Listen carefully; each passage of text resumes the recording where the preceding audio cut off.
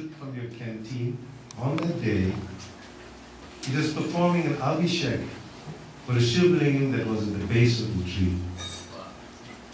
And he was plucking the leaves of the bael tree, also known as the bulba tree, and you were making ritual offerings to the Shivlingam.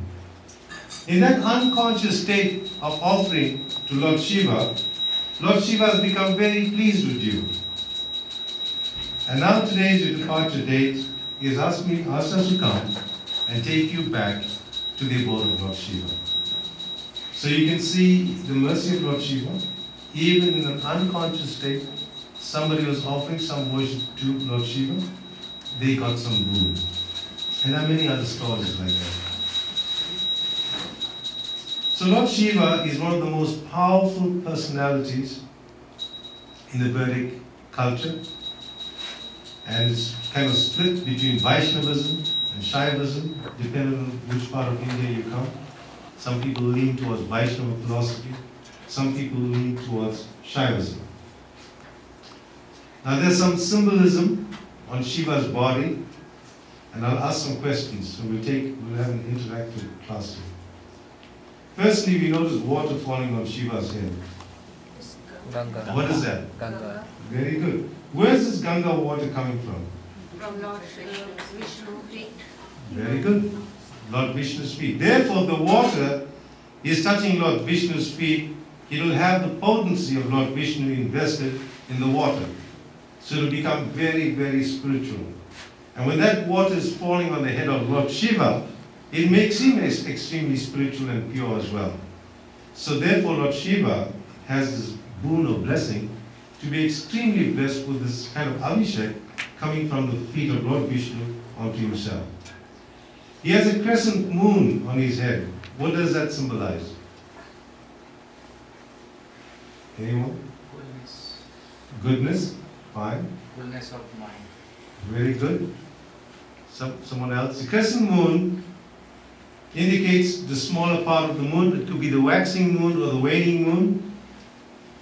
And the waxing moon indicating growth, creation, and the waning moon declining or destruction. He also has a trident that he carries. Anybody knows what they represent?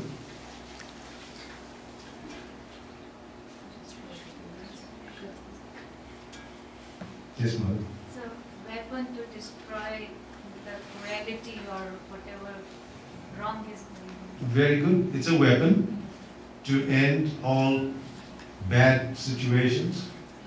It's a symbol of power over the three modes of material nature: Tamagun, Sattvagun, and Rajagun.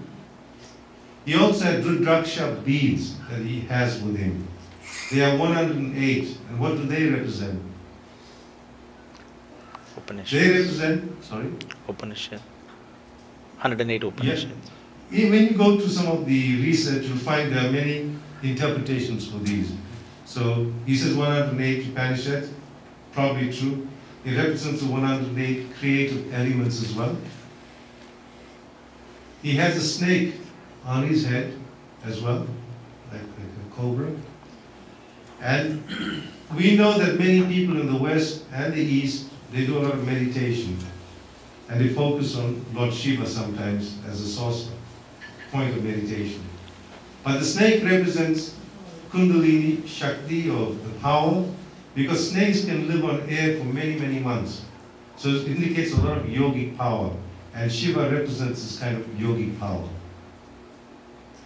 He also has tiger skin that he has on his body.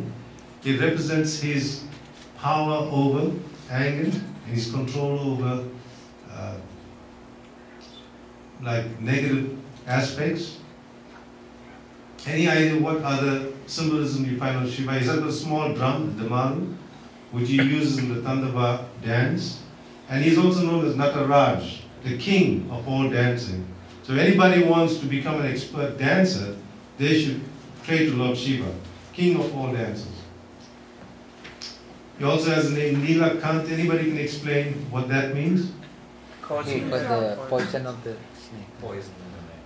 Poison, right? He's so merciful that when the demigods and the demons were in battle, to get the pot of nectar, when they stirred this on the tortoise and the big mountain, they used the mountain to stir. So before the nectar could be produced, very, very vile type of, liquid or products were produced. And they needed somebody to absorb this, and Lord Shiva had taken that in.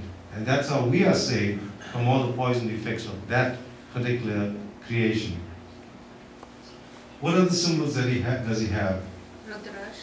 Rudrash. I think we said that, right? Yes. He also is very merciful. His hand is always like this, because he's giving boons and blessings all the time. Right? Yes, Mala. He takes name of God. He takes name of Lord Ram. He has Mala. On his mala, we have an answer. He takes the name of Lord. Very good. He has 3 eyes. Left eye, right eye, center eye. The right eye being the sun, the left eye being the moon, and the third eye representing fire or devastation. Very good. At the time of devastation, that third eye opens. It opens up, and we all have to run. His eyes are always half open. If they were closed, they signified destruction. If they were fully open, they signify creation. And being in an half open state, they signify maintenance, continuance of the material creation. He has 2 earrings. Left ear, right ear, left ear being female, right ear being male. So, like that. He has a pot, water pot, that signifies cleanliness, which you can use that for.